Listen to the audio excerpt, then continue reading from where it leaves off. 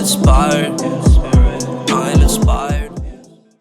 What is happening, guys? My name is Sumet Chatterjee from the Flow Zone Academy, and I'm a flow state coach, which means that I help you feel better and perform better. Today we're talking about the 5 bodies, 5 planes of existence. Sometimes in the yogic literature they call it the Koshas, right? The 5 Koshas. So I'll be briefly covering this in my own perspective, okay? This is my own perspective. If you want some other perspective, go to another video, okay? But this is how I've come to understand these 5 bodies, and I use these 5 bodies in my own personal healing process called Flomo Sapien. So if you're interested in that, shoot me a message, okay? So the first body is the physical body, okay?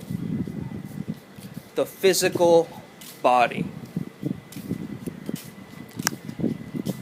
The physical body is a symbol of strength, okay? It is how you can get things done, right? It's functionality. And it's associated with really good health. So if you have a strong physical body, that means you are nourishing it with food, and you are understanding that you need to move it around, okay? Those are just the 2 basics that you got to understand. If you have an overbalanced physical body, you'll get obsessed with health. You'll be one of those gym rats, okay? They're just obsessed with it. You will be obsessed with anti-aging products and, different creams and different supplements and trying to make up for it. And you want the fast and immediate rather than the natural, okay? If you're really tapped into this. Hold on, guys. Why does it look like you guys can't see my face? This is weird. I really gotta get myself a new iPad. This is really flipping me off. Okay, that's better. Anyway, and what about an underbalanced physical body? Okay? An underbalanced physical body or undernourished physical body is going to create a lot of problems, specifically disease, okay? If you don't take care of your physical body, it's prone to disease, which means that a physical body is a body of ease, okay, which is the opposite of dis-ease. So start to understand that, and the way that you can practice really working with your physical body is just simply the very, very basic things that I mentioned, okay? The food, make sure you're getting enough nutrition in your body, okay? Make sure you're stretching and you're going for walks. Those are the top 3 things that I would say, and other forms of movement if you want, like dance or working out and all this kind of stuff. So those are the things that I would say for the physical body. The physical body is also very masculine, okay? It's in the masculine energy. This next one is also masculine energy. So make a note of this, okay? Men and women, make a note of this. Alright? The physical body is associated with doing and getting things done, okay? The mental body is about thinking. It's about your beliefs, thoughts, your values, the information that you're reading. And for people who have an overbalanced mental body, they're overthinkers, okay? They're deep thinkers. They go deep into their thoughts. They go deep into their mentality. And, a lot of the times, people with a highly amplified mental body will become somewhat narcissistic or egotistical, right? They'll create their own world with their intellect, and they'll slowly start to get carved into their own world. And what that will do is they'll start to get headaches. This is how it shows up physically. So all these shows up physically as well, right? So the mental body, how it will show up is it'll give you headaches, it'll give you, jaw pain and things like that, okay? When you're getting headaches, when you're overthinking a lot, when you're very in the mental world, if you're having a schizoid type of personality, if we're talking bioenergetics, right? That's what this mental body does. My mental body is very strong, okay? So I understand this one, and I work with this one a lot. the facts, the information, right? Just the beliefs, the values, the storylines, all of that stuff is associated with the mental body. Women usually have the spiritual and the emotional body, and men have the physical and the mental body very strong. Usually I'm saying. So it's important to note this, okay? And it's important to use it to your ability. So if you're a woman who's too much in their feminine nature, right? Too spiritual and emotional, and maybe you need to tighten up a little bit, right? Create some structure in your life. And for men who are too logical, too left-brained, right? Too much in their action and thinking about things rather than really connecting to things and taking things slower and feeling them out. I would advise men to loosen up. Right, just loosen up, guys. Right, stop tightening up and instead loosen up. So that's the main kind of process that I'd give you, masculine, feminine, energy-wise, yin-yang, integration-wise. Okay. Anyway, let's move on to the emotional body. Okay, the emotional body is all to do with your emotions. Sometimes it's connected to your hormones or your neurochemicals. Most of the time, a hormonal balance is associated with this emotional body. Okay, we're living in a world of hormones and neurochemistry and neurocircuitry happening all the time. Okay, so understand that your emotional body can sometimes be linked to something called the Bliss Body in the yogic literature, okay? So this means that you are actually beyond the thoughts, emotions, and into the bliss. However, it's also embracing all of it at once, okay? So it's kind of a paradoxical plane of existence or body, okay? And this is the body that you tap into when you're feeling really good, right? The emotional body is what is associated with orgasm, associated with higher states of being, higher states like ecstasy, love, joy, bliss, wonder, right? These kinds of things. But also, if you have an underbalanced emotional body, you'll be feeling very depressed, very low. You can't express yourself, right? You'll be very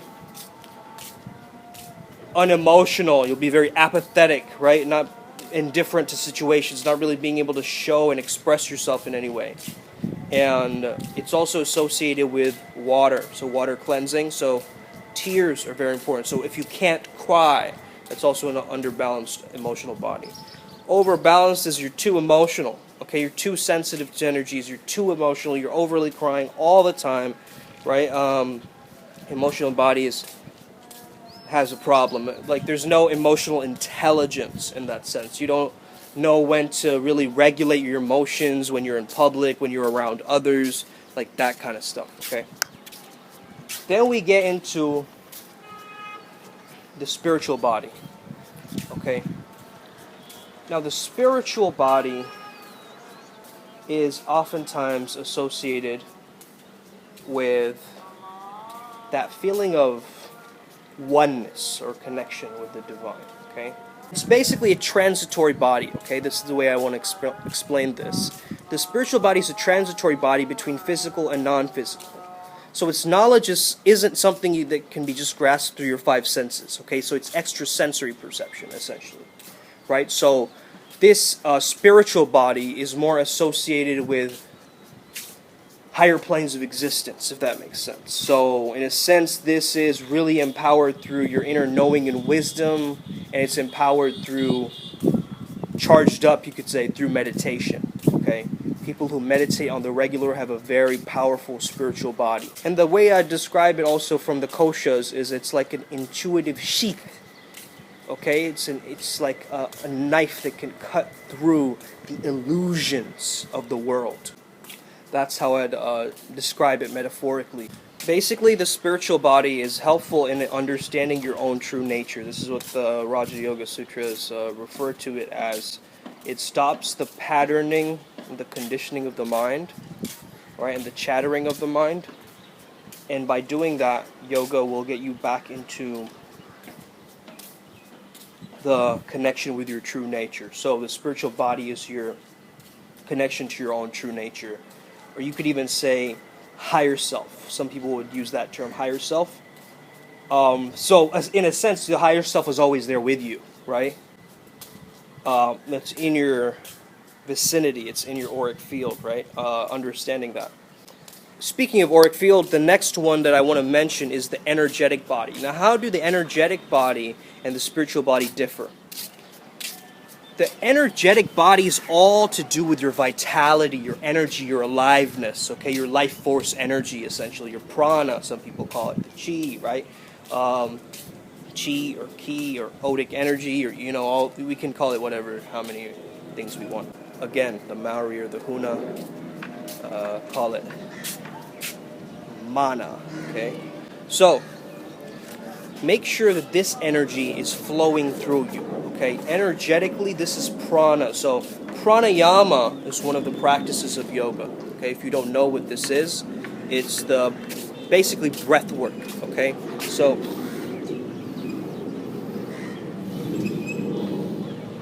I'm sure you've seen alternate nostril breathing somewhere. So that's a type of pranayama. So, understand the different kinds of breath work will help you channel this energy and really strengthen your energetic body. So how do you know that you have a strong energetic body? Well, you'll feel it through your body, okay? There's certain things in our body called nadis, if you're speaking yogically, or they're called meridians sometimes as well. Meridians, the Chinese system uses meridians as well. There's certain meridians for different things, right? I love this one up here, which is the common one for stress. You know how people go like this? Right, there's a meridian up here for stress relief, which is very interesting in the Chinese system. So, yeah, just understanding this can be very powerful. So, another powerful thing for your energy body is massage, tapping your body, okay? Basically, different ways you can maintain your energy, okay, throughout the day.